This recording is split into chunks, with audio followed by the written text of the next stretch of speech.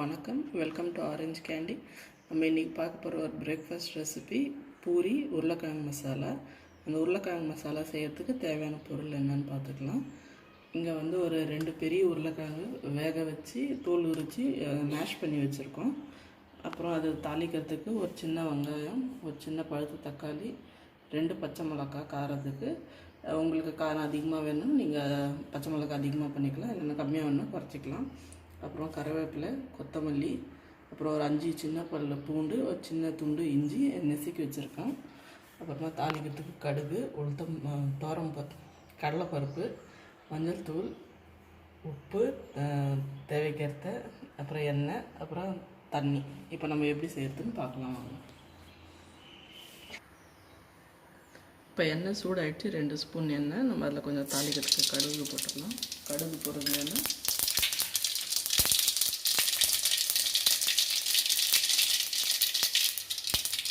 கடலைப்பருப்பு போட்டுக்கலாம்.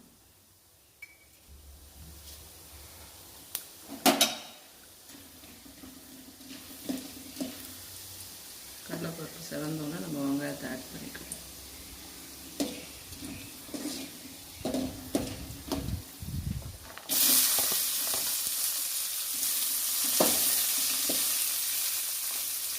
வெங்காயம் பச்சை மிளகாய் ஆட் பண்ணி கருவேப்பிலை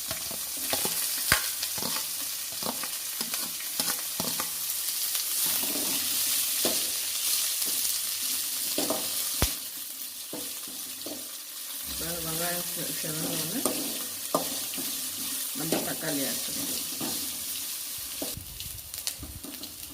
இப்போ வெங்காயம் நல்லா வதங்கிடுச்சு. நம்ம இதில் வந்து இப்போ தக்காளியும் இடித்து வச்ச பூண்டு இஞ்சியெல்லாம் ஆட் பண்ணிக்கணும்.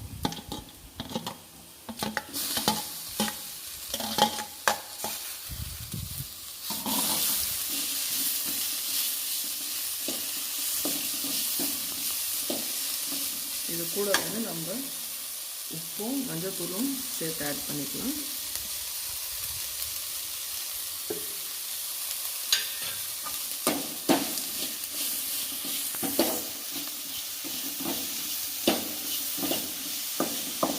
மஞ்சத்தூள் கொஞ்சம் பச்சை வாசனை போகிற வரைக்கும் வதக்கிக்கலாம். வதக்கிட்டு நம்ம உருளைக்கிழங்கை ஆட் பண்ணிக்கலாம்.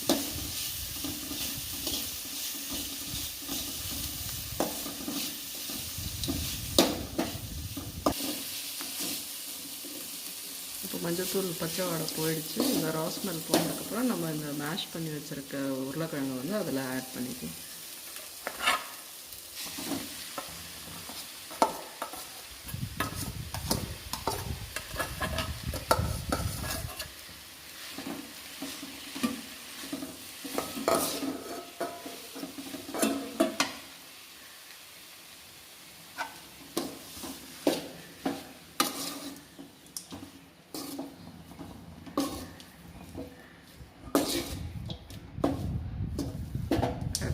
நம்ம இப்போ தேவையான அளவுக்கு நல்லா தண்ணி விட்டு கலந்துக்கலாம்.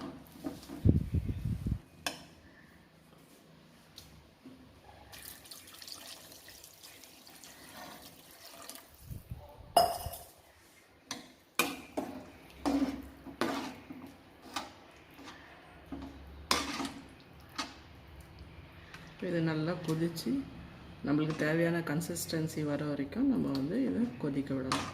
நம்மளுக்கு தண்ணியாக வேணும்னா ஓரளவுக்கு தண்ணியாக விட்டுக்கலாம். ரொம்ப திக்காக வேணும்னா கொஞ்சம் நல்லா திக்காகி வந்து இறக்கிக்கலாம்.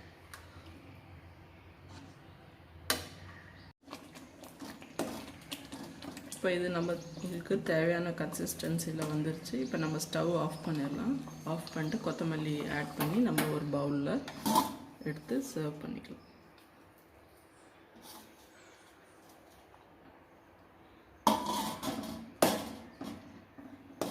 இப்போ நம்ம ஒரு சர்விங் பவுலில் எடுத்து வச்சுக்கலாம்.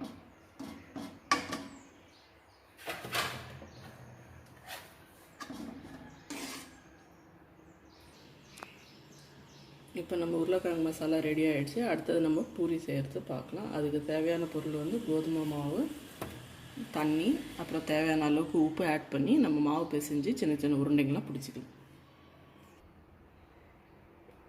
இப்போ நம்ம மாவு பிசைஞ்சு சின்ன சின்ன உருண்டையாக பிடிச்சி வச்சுட்டோம். இப்போ நம்ம வந்து அதை வந்து சின்ன சின்ன பூரியாக மெல்லிசாக திரட்டிக்கலாம்.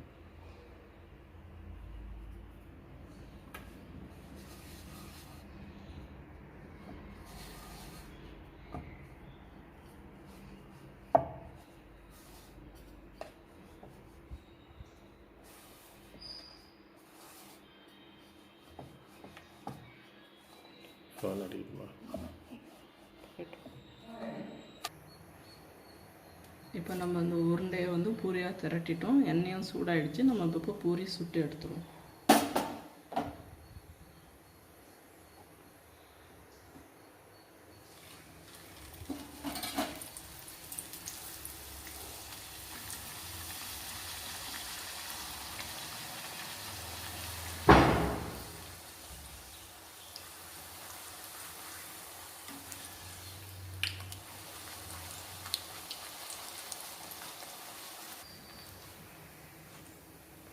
இப்போ நம்ம பூரி வெந்துருச்சு, எடுத்துருவோம். இப்போ எடுத்துகிட்டு அடுத்த பூரி போட்டுடலாம்.